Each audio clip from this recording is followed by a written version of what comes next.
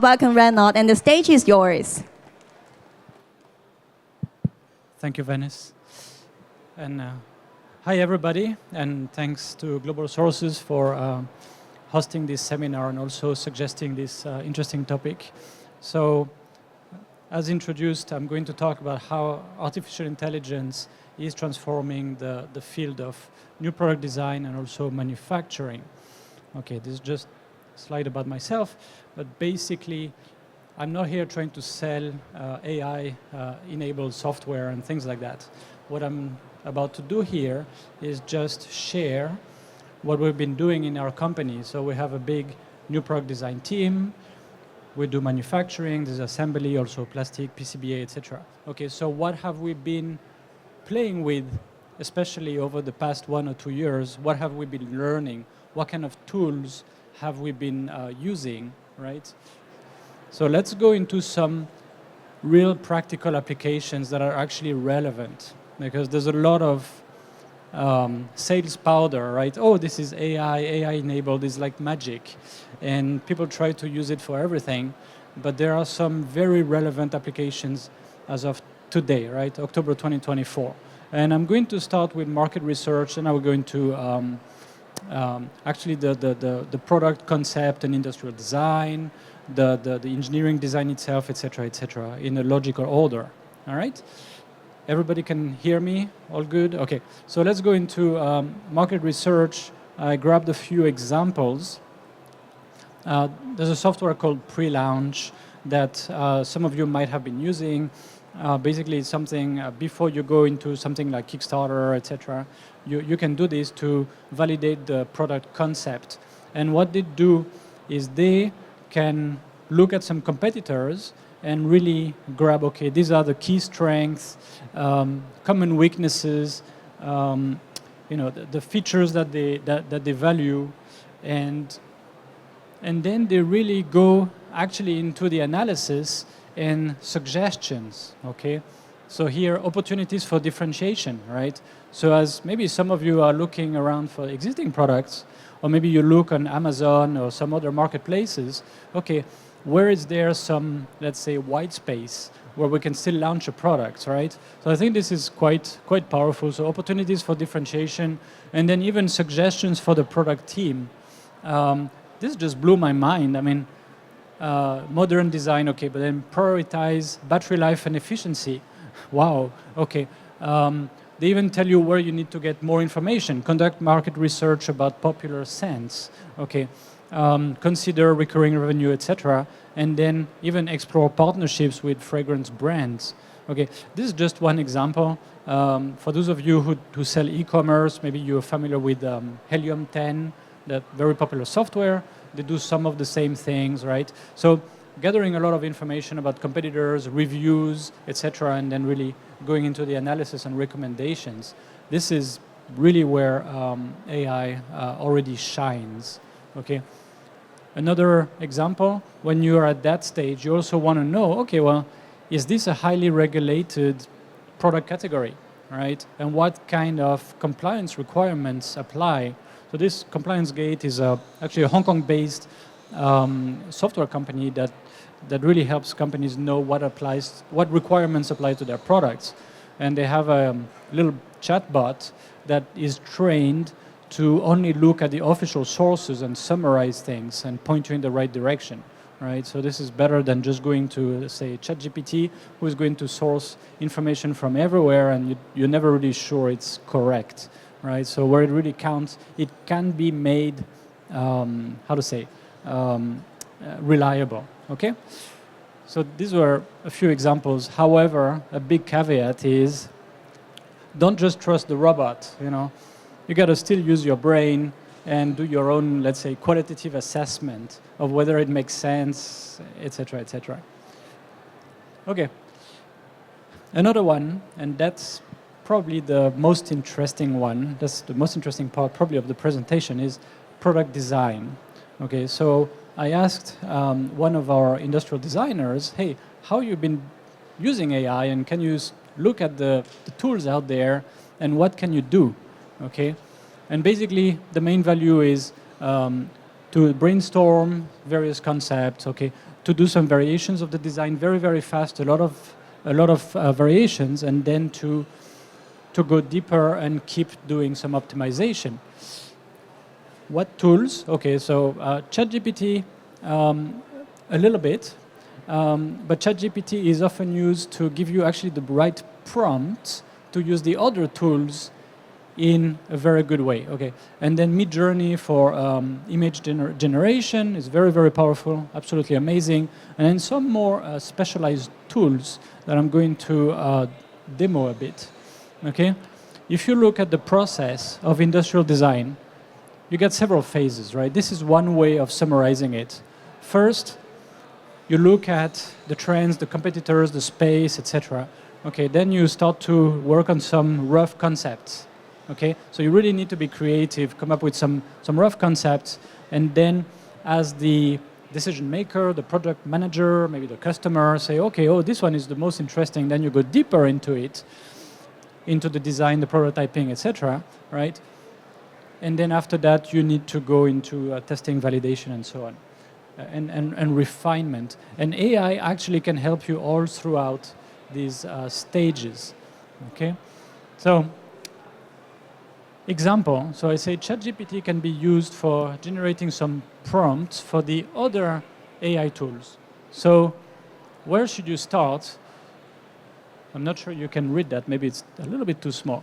But you say, okay, generate a prompt for that other tool to give me that kind of result. And then ChatGPT will actually give you all these things, right?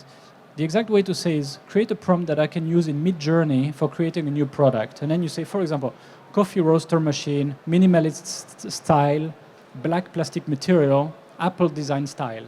Yeah, you could actually say like something that looked like it was made by Apple, for example, right? And then it gives you, okay, design a machine, blah, blah, blah, blah, blah. It gives you exactly something that you can then paste into that other design tool. Another way, while we're talking about ChatGPT, is a mood board, right? So if you've worked with an industrial designer, usually, it's very common, they would put together a board with some examples. Okay, in that space, that kind of product, let's say maybe products from other fields, maybe automotive, maybe anything, but that have kind of the look and feel that we are looking for, right? Just to get the agreement from the decision maker or the product manager, right? Yeah, this is the right direction. Actually, if you provide some, could you describe, create a mood board. Okay, this is the script. Minimalist style, soft tones, bamboo anthracite color, include products, texture, and materials. Okay, create a mood board, include products, textures, and materials with this kind of direction. Okay, it will give you that kind of mood board, right? And this is something you can play with. It's very easy to generate, okay? Very good for communicating between the designers and other like decision makers, managers, etc. Now, let's go into the more specialized tools. So there's this tool called Fabry. It's very good for really brainstorming, exploring ideas. So here for a minimalist teapot, right? You ask for 15 ideas on trend for material, texture, and coloring. And you go, okay, generate. Tool is working. First, it generates a bunch of ideas, materials, texture, coloring, as a mind map, right? And then from there, did I stop it? Let me see. Maybe I stopped it. Anyway, from there it goes into the next. Okay. It goes into more details actually from there, and then you can generate a bunch of examples. Okay, this is something that this tool is better at than ChatGPT or the other generalist large language models. Okay.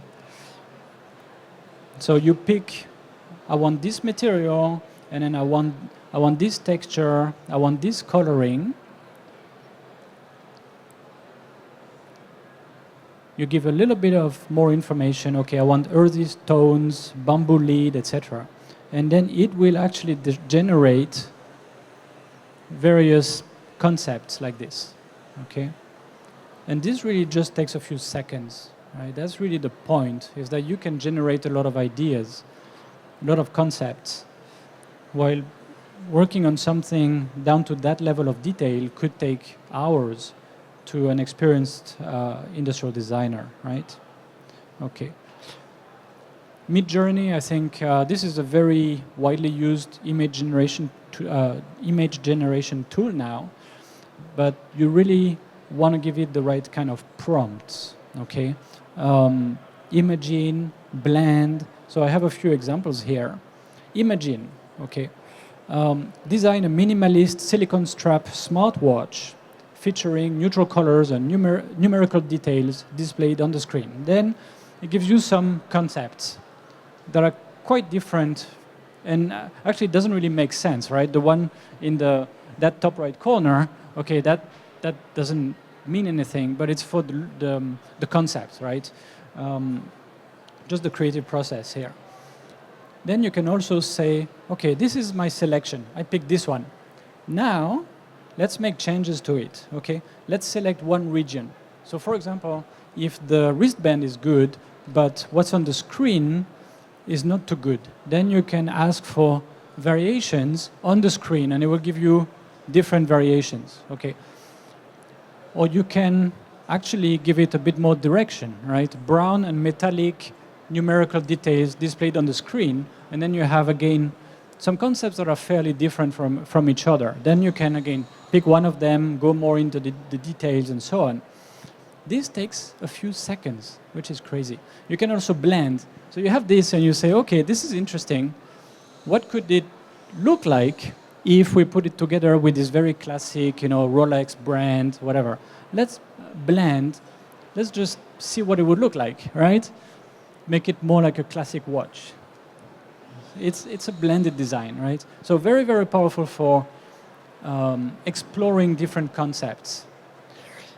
And you can ask it to make some variations, again, just in a specific region of the product.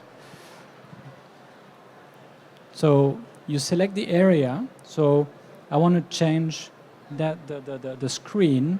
You give it some prompts, and then it will give you some other concepts. You can see how fast it is, right? It just blows my mind. This would take an industrial designer hours and hours, typically, to make it to that level of finish, anyway. Okay? All right. And then the last tool for industrial design that is really interesting is this one called Viscom.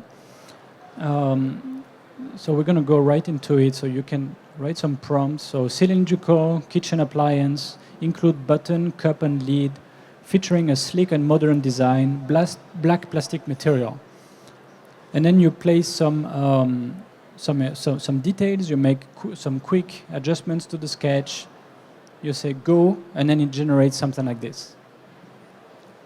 Again, that level of finish will take hours to a senior industrial designer, right?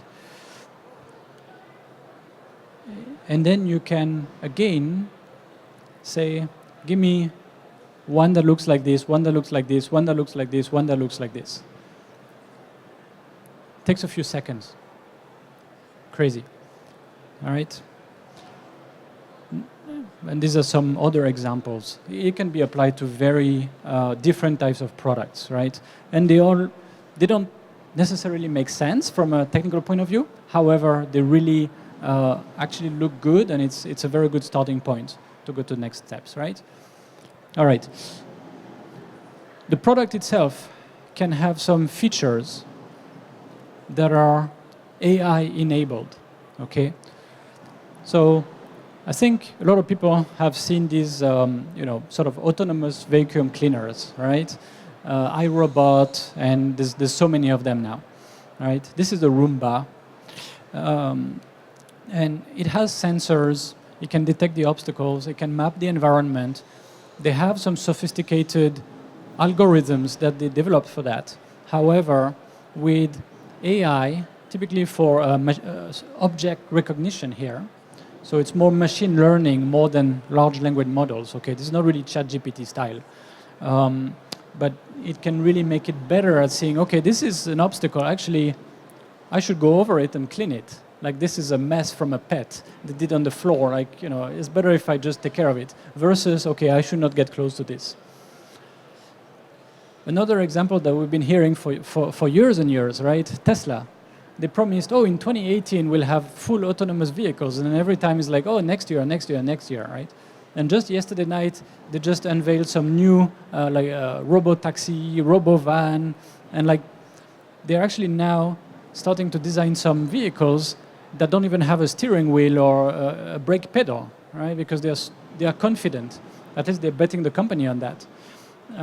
But they're still not there yet, right? As you can see at the bottom, the currently enabled features do not make the vehicle autonomous. It just helps, but it's not there yet. So that's also a little bit of a warning sign, is that there's a lot of vaporware, right? A lot of promises, but it doesn't mean that it's easy. This is an extremely, extremely difficult problem to solve.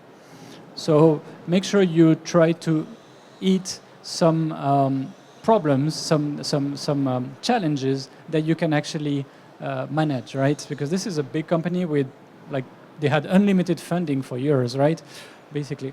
And they haven't been able to crack that nut. This, if you are thinking of developing a new product that will have some AI features, maybe this is the money slide, right? What is the logic? How to use a ChatGPT, a Claude, or some other large language models. The way to do, and some of our customers, they did that, so I talked a bit with them. I'm like, you say AI, but like, have you really like done like your own model and everything? And then very often what they say is, right now, it gets the data from the sensors and so on, send it to the server. We have some special prompts, or like an agent, if you want, that use ChatGPT and then send things back. Okay, and then we can show maybe on the app, we can show some specific analysis, recommendations, etc. to the user. Maybe we send an alert if it's like a wearable that checks your vital signs, etc. But then, what's the differentiation of the products, right? Over time, you need to learn from that. You need to collect all this data. And then you can use it to have your own layer on top of ChatGPT. So then ChatGPT or Claude or whatever, Llama or whatever, right? Who knows what will be on the market in 2 or 3 years, can be used as the engine. And then you have your own secret sauce. You've been collecting data from hundreds, thousands of users for months or years, and you can really train your own model without training the LLM, right? The ChatGPT, right? That's how you have your secret sauce, and then you can go to the market with something that cannot easily be replicated, because the copycats, let's say in Shenzhen, they can replicate hardware very fast. Software, okay, they can get there.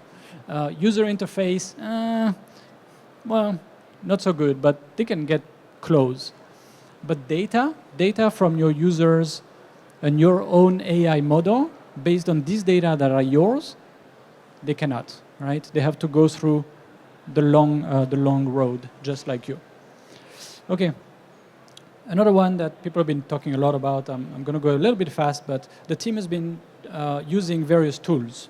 And here's some of them that kind of stand out.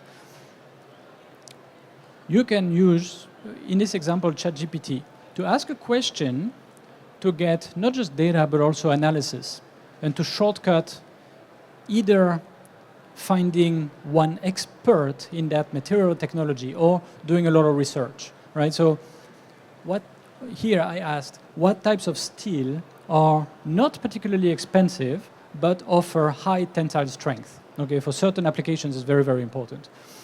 And then he will give you a list of types of steel. Okay, it's like big families, right? Not great still at this stage, but then you can go deeper later. okay, this one is very widely used, not very expensive, high tensile strengths, etc. Then you can pick one of them and go deeper and go deeper. This saves you hours and hours of research and analysis, right? Software development, this is the most widely used on GitHub, which is now owned by Microsoft.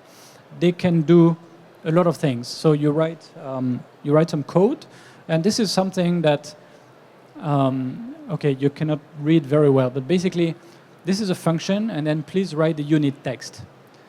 And then it will write the unit test, so that you have coverage later in your code if you make it go in a different direction. And then you see, oh, some unit tests are failing. Okay, I need to go back and fix this before I push it to production, right? However, people are still kind of figuring out how to use it. There's some analysis that show that people are much more productive, but also their code has a lot more bugs, right? And then you can have buggy functions, and you do unit tests for that, and they will still work, but they will still be buggy because they work as they were written, but it's fundamentally buggy. So people are still kind of figuring out how to use it. However, some developers have reported a big jump in productivity.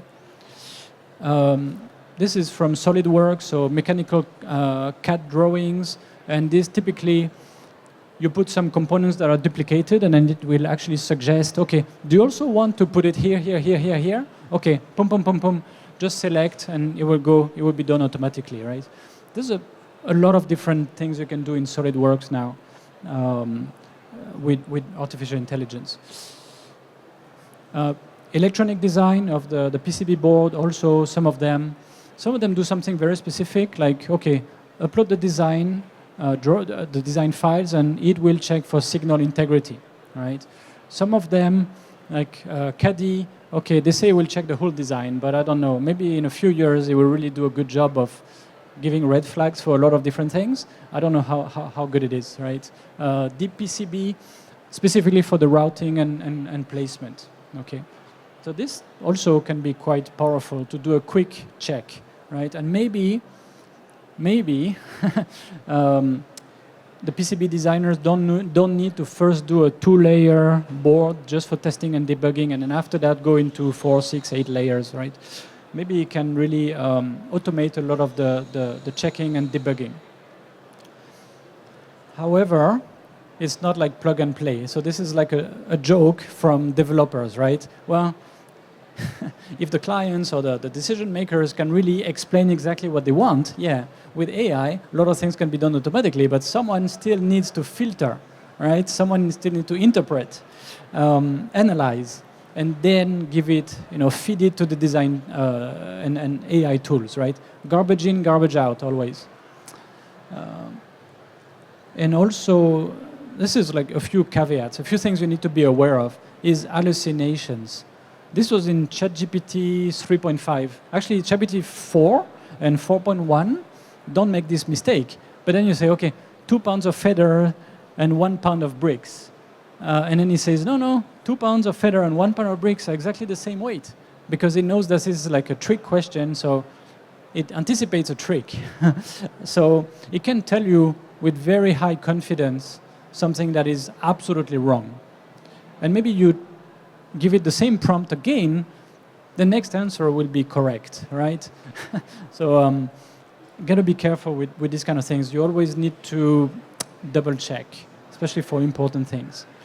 And a big one also, if you use ChatGPT in particular, I mean, these guys have no respect for intellectual property. They really don't care. Whatever they can grab to train their model, they will grab. And then once it's in the data that they've been used to train the model and as a reference for the model, other users can actually see it fed to them, right? So this is an example in Samsung semiconductor division source code. Okay, so this is things that they really keep behind a vault usually. But some designers say, oh, this is interesting, yeah. Okay, hey, ChatGPT, see how you could optimize this code. And ChatGPT got the code, and then you can actually find it if you know how to look for it by using ChatGPT. So this is a big warning sign, right? Don't put anything into these tools, especially the very large language models like this one. Another very relevant application is communication. Okay. So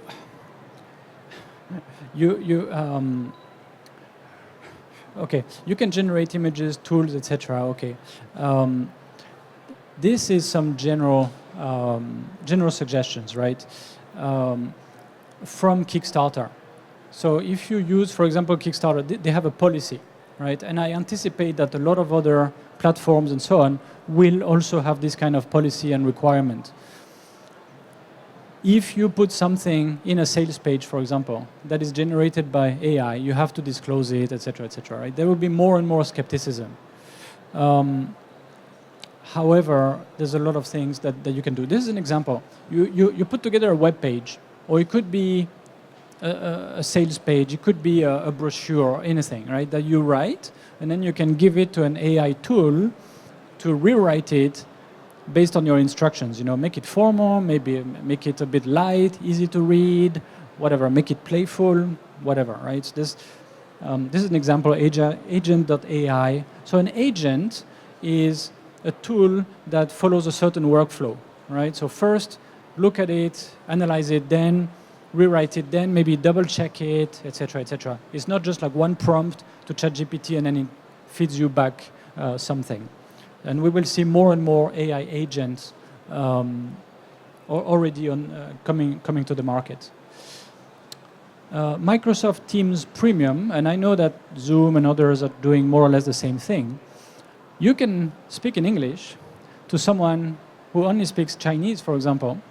If you have the premium subscription, okay, it takes a few clicks to say, okay, you need to transcribe, and then each one needs to say, okay, I want to transcribe to my language, etc. But then you speak, and then the other one will see in their language exactly what you are saying. And then they speak, and in your language, you will see exactly what they are saying. This has been quite useful. And then you have the transcript after that. You just save it, and you have the meeting minutes, right? We've started to do this like systematically in the company with some client calls. Actually saves you a lot of time. The meetings go much faster. Okay. And then this is the final section, the final application of artificial intelligence. Because it's not just about design, it's also going to manufacturing, right? So I have a few examples. So this is a vision system for checking the defects, right? And this has been actually used in the auto industry since the 80s, okay? But it was very, very expensive. Now it's getting more and more affordable, all right? So this is something we use, for example, on a keyboard, okay? So we had to blur a little bit because it's a customer product. But when you put all the keys, you can put a key, upside down and so on, or maybe put this key here and this key here. And it's very hard to do a visual check to confirm it. So this is where this kind of tool really shines. So what happens is that, and it's very fast, as you will see. So the lady does a quick check, okay. Then she's going to put it on the fixture under the camera. Okay. And then go. She presses on the button go. It goes bzzz, and then it's going to say not good and then point exactly to the key that is not good. And this is another example. She puts it there, press the button, and go bzzz, and then passed. Like it takes, I don't know, 1.5 seconds maybe. Same thing for PCB assembly with the automated optical inspection. It's very, very fast, right? This is machine learning, not large language models. Okay, and the last application is predictive maintenance. Okay, so these people, they had to go and check, what's the temperature, what's the amount of vibration, etc., with their own tools. But now more and more, there's little IoT devices that collect the data with sensors and then feed that back to a model. And based on the history, it can tell you, whoa, there's a problem here, right? Okay. There's also Bosch doing a lot of things. Okay, you can search factory of the future, Bosch, and AIoT, right? Artificial intelligence kind of IoT.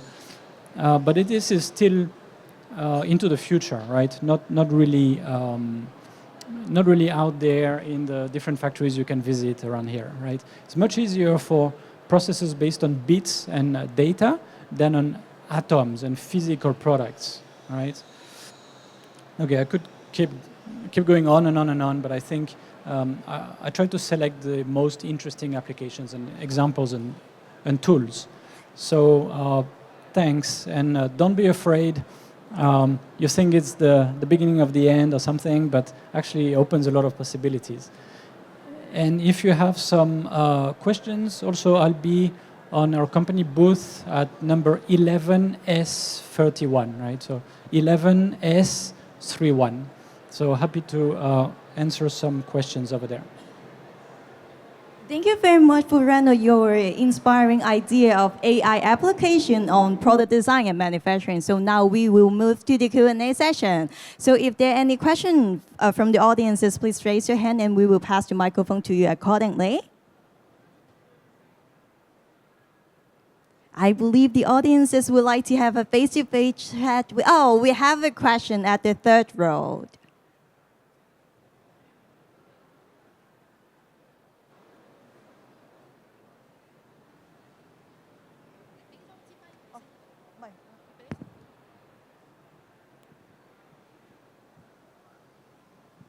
So my question is that the AI products are all related to computer, right?